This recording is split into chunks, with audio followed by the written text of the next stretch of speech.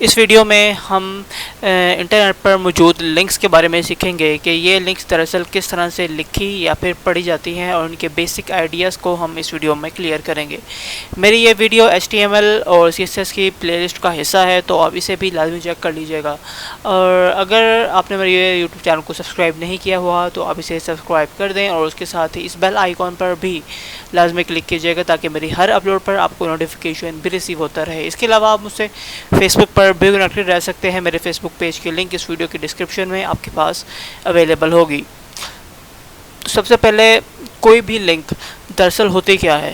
ये लिंक जिसको इंटरनेट की ज़बान में URL इन शॉर्ट या फिर फुल नेम में इसको कहा जाता है यूनिफॉर्म रिसोर्स लोकेटर, जो दरअसल एक सिंपली एक तरीका है जिसके ज़रिए से हम इंटरनेट पर मौजूद किसी रिसोर्स को लोकेट या फिर उसको आइडेंटिफाई करते हैं। यानी सिंपली हम इस लिंक के ज़रिए से किसी चीज़ को इंटरनेट पे से गेट करते हैं, उसको रीड करने के लिए, देखने के लिए या फिर प्रोसेस करने के लिए, और इसके अलावा एक वेब लिंक और कुछ नहीं है।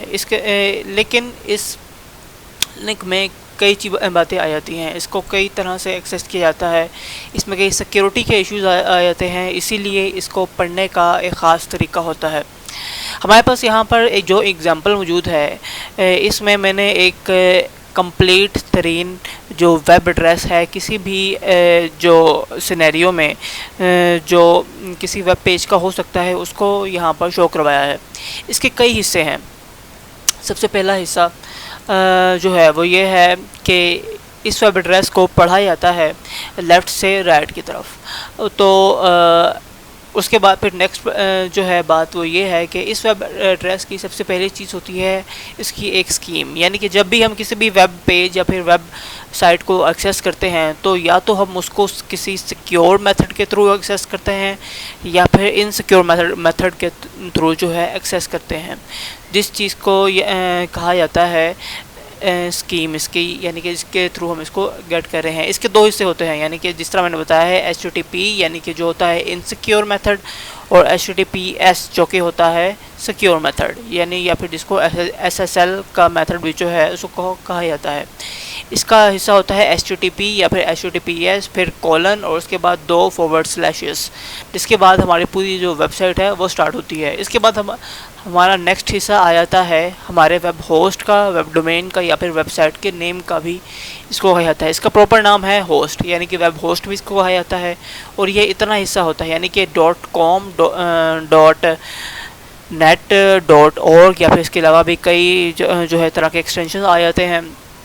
यानी कि सिर्फ सिंपली इतने हिस्से को वेब होस्ट का नाम कहा जाता है। और ये दरअसल जो होता है एक शॉर्ट नेम होता है उस सिस्टम का जिसको एक्चुअली हम एक्सेस कर रहे हैं। इसके बाद अगली चीज़ आ जाती है पोर्ट।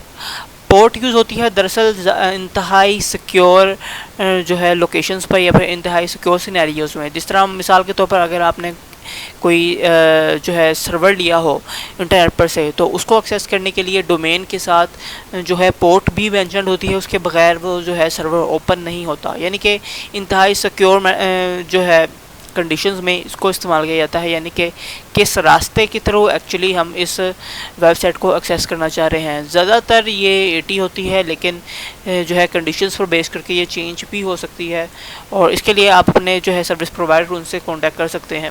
इसके बाद फिर जब हम वेबसाइट को एक्सेस कर लेते हैं, यानी कि किसी पोर्ट या फिर पोर्ट के बगैर, आप इसको यहाँ पर टोटली निगलेक्ट भी कर सकते हैं। ज़्यादातर केसेस में ये नहीं होती, लेकिन किसी रेयर केसेस में ही ये होती है, ज़्यादातर केसेस में नहीं होती, इसलिए आप इसको एक्सेस जो है टोटली निगलेक्ट भी कर सकते हैं। उसके बाद फिर आ जाता है कि जब हम वेबसाइट को एक्सेस कर लेते हैं तो हम उस वेबसाइट में से किस फाइल को देखना या फिर पढ़ना चाहते हैं। उसके लिए फिर आ जाता है हम लगाते हैं एक और फॉरवर्ड स्लैश और फिर हम उस फाइल का नाम लिखते हैं जिसको हम जो है देखना चाह रहे हैं। यानी कि हो सकता है home.html या फिर home.php। इनको हम जो है फाइल के htaccess में जाकर भी या फिर अपने वेब सर्वर की सेटिंग में जाकर भी चेंज कर सकते हैं, जिसके थ्रू समटाइम ये नेम हमारे पास शो होता भी नहीं है।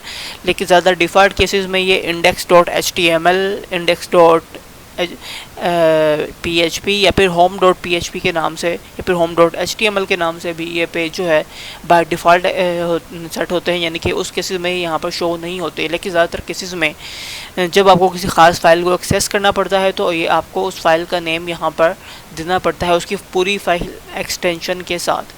फाइल का नेम देने के बाद हो सकता है कि आप किसी ख़ास सिनेरियो में उस फाइल को प्रोसेस भी करना चाहते हो, यानी कि जब फाइल ओपन होती है तो फिर वो प्रोसेस होने के बाद ओपन होती है। तो उस प्रोसेस को इनिशिएट करवाने के लिए, स्टार्ट करवाने के लिए हम इसमें जो है क्यूरी स्ट्रिंग पास करते हैं, यानी कि हम फाइल का नेम लिखने के बाद एक क्वेश्चन मार्क लगाते हैं और फिर नेम वैल्यू पेयर्स में हम कुछ डेटा को यहाँ पर सेंड करते हैं, जिसके थ्रू वो फाइल जो है प्रोसेस होकर उसके बाद हमारे वेब ब्राउज़र में ओपन होती है। इसकी जो सही एग्जांपल है वो है सोशल नेटवर्क, जैसे कि फेसबुक, ट्विटर वगैरह, जिसमें यूज़र नेम वगैरह मेंशन्ड होते हैं, यूज़र आईडी वगैरह मेंशन्ड होते हैं।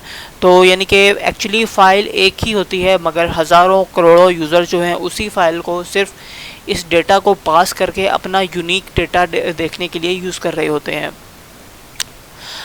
उसके बाद फिर हमारे पास आ जाता है फ्रैगमेंट लोकेटर।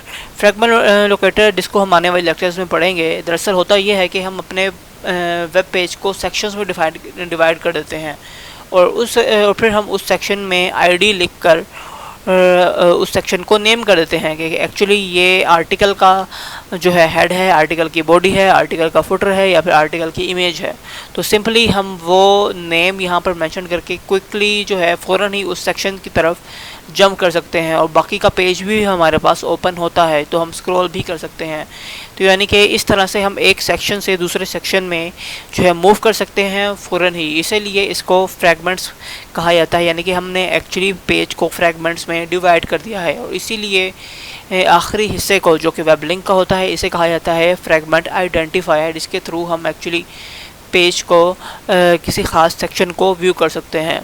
तो दोस्तों ये दरअसल होता है वेब लिंक्स और वेब लिंक्स को पढ़ने या फिर उनको लिखने का तरीका, कि जिसको ज़रिए से किसी भी जो वेबसाइट को है एक्सेस या फिर उसको रीड किया, उसके किसी फ़ाइल या फिर उसके एड्रेस को रीड किया जा सकता है। तो अगर आपको वीडियो पसंद आए तो इसको लाइक लाजमी कीजिएगा और उसके अलावा मेरे फेसबुक पेज को भी लाइक कीजिएगा और मेरे यूट्यूब चैनल को भी सब्सक्राइब कीजिएगा।